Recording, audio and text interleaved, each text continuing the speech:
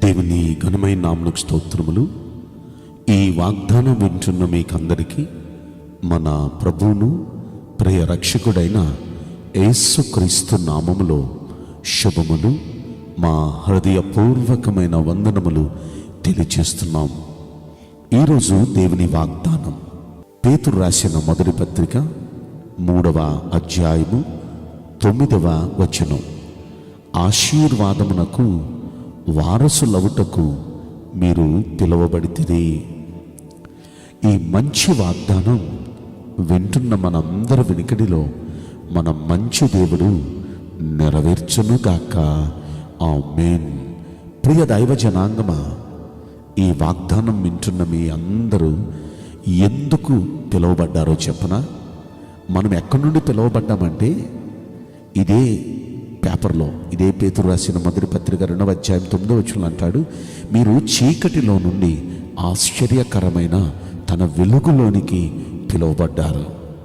ఇంతకుముందు చీకటిగా ఉండేవాళ్ళం, చీకటి మనుషులతో తిరిగేవాళ్ళం, చీకటి పనులు చేస్తూ, చీకటి మాటలు మాట్లాడుతూ, చీకటి ఆలోచనలు ఆలోచిస్తూ ఉన్న మనల్ని ఆ చీకటిలో నుండి ఆశ్చర్యకరమైన ఆయన వెలుగులోనికి మనల్ని పిలిచి రక్షించుకున్నారు ఆయన.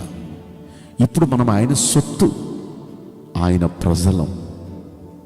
ఒకప్పుడు ప్రజ కాదు, మనం ఇప్పుడు దేవుని ప్రజలం. అయితే ఇలా పిలువబడిన మనల్ని ఎందుకు దేవుడు పిలిచాడు చీకటిలో నుండి ఆశ్చర్యకరమైన తన వెలుగులోని కంటే? ఆశీర్వాదానికి వారసులు అవటానికే మనం పిలువబడ్డాం. కనుక అలా పిలువబడిన మనం దేవుని ఆశీర్వాదాలు పొందాలంటే మనం ఎలా ఉండాలి అనే మాట మనం పరిశీలిస్తే అక్కడే కింద అంటాడు, అలా పిలువబడ్డారు కాబట్టి కీడుకు ప్రతి కీడైనను, దూషణకు ప్రతి దూషణ అయినను చేయక దీవించండి. మీరు ఆశీర్వాదానికి వారసులు అవటానికి పిలువబడ్డారు కాబట్టి మీరు ఎలా ఉండాలంటే, మీకు కీడు చేసిన వారికి తిరిగి కీడు చేయొద్దు, మిమ్మల్ని దూషించిన వారిని తిరిగి దూషించొద్దు, దీవించండి. ఖచ్చితంగా మీరు ఆశీర్వదించబడతారు. ఇది సాధ్యం కాదు కదండి అంటే, ఒక్కసారి అదే పేపర్లో కొంచెం పైకి చూస్తే మొదటి పేతురు పత్రిక 2వ అధ్యాయంలో 21వ వచనంలో క్రీస్తును జ్ఞాపకం చేసుకోండి. క్రీస్తు కూడా మీ కొరకు బాధపడి మీరు తన అడుగుజాడల యందు నడుచుకొనవలనని మీకు మాదిరి ఉంచిపోయాడు. ఒక మాదిరి ఉంచిపోయాడు. ఆయన ఈ లోకానికి ఎందుకు రక్షకునిగా వచ్చారు? ఈ లోకంలో ఒక మాదిరిగా నడిచి, ఇలా నడవండి బిడలారా, మీరు ఆశీర్వదించబడతారని ఒక మాదిరి నడిచిపోయారు. ఆయన చూపించిన మాదిరి ఏంటి? ఆయన పాపం చేయలేదు, మనం కూడా పాపం చేయకూడదు. ఆయన నోట ఏ కపటం లేదు. కపటం అంటే మాయ. మనలో కూడా మాయ అనేది ఉండకూడదు. ఆయన దూషించబడి బదులు దూషించలా. చూసారా, ఎవరు తను దూషించినా వారెవ్వరిని ఆయన దూషించలా. మనం కూడా అలాగే మనల్ని దూషించి ద్వేషించిన వారెవరిని మనం కూడా దూషించి ద్వేషించొద్దు. ఆయన శ్రమ పెట్టబడ్డాడు కానీ ఎవరిని బెదిరించలా. రకరకాలుగా చిత్రహింసలు పెట్టారు ఆయన్ని, కానీ ఎవరిని బెదిరించలా. నన్ను ఈ విధంగా చిత్రహింసలు పెడుతున్నారు, నేను దేవుణ్ణి అన్న సంగతి మీకు తెలియట్లేదు, ఏమైపోతారో తెలుసా అని కూడా బెదిరించలా. ఎవరిని బెదిరించలా. న్యాయంగా తీర్పు తీర్చే దేవుడు ఉన్నాడు. ఆ దేవునికి అప్పగించేసుకున్నాడు. అయ్యా, నీకు అప్పగించేసుకుంటున్నామయ్యా, న్యాయంగా నువ్వే తీర్పు తీర్చయ్యా అని దేవునికి అప్పగించేసుకున్నాడు. ప్రియ దైవ జనాంగమా, మన దేవునికి మనం అప్పగించేసుకుందాం. ఆయన తీర్పు తీరుస్తారు. ఎవరికి ఏ విధంగా తీర్పు తీర్చాలో వారికి ఆ విధంగా తీర్పు తీరుస్తారు. ఆయన న్యాయంగా తీర్పు తీర్చి ఆ దేవునికి మనల్ని మనం అప్పగించేసుకుందాం. ఖచ్చితంగా దేవుడు మంచి కార్యాలు చేస్తాడు. కనుక అలా జీవించాలని మనకు మాదిరి ఉంచిపోయారు. ఇప్పుడు యేసయ్యలాగా మనం బ్రతుకుదామా? అసలు మనం ఆయన పోలికేనండి.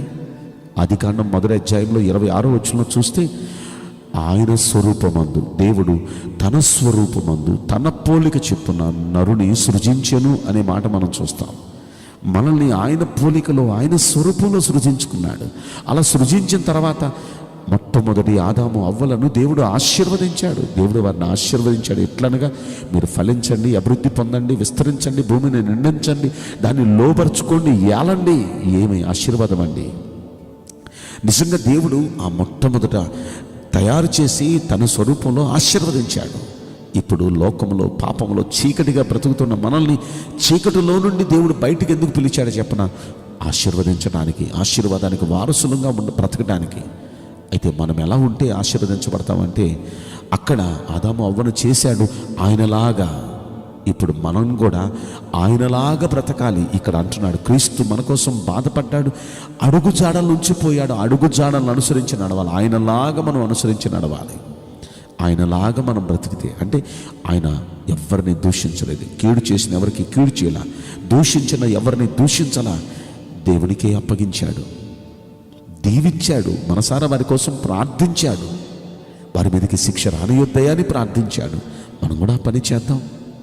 ఖచ్చితంగా మన దేవుడు మంచి కార్యం చేస్తాడు మన జీవితంలో. ఈ వాగ్దానం వింటున్న ప్రతి ఒక్క బిడ్డ పట్ల నెరవేరుతూ మీరు ఆశీర్వదించబడుదురుగాక. ఆమేన్. నేను మీకోసం ప్రార్థన చేయబోతున్నాను.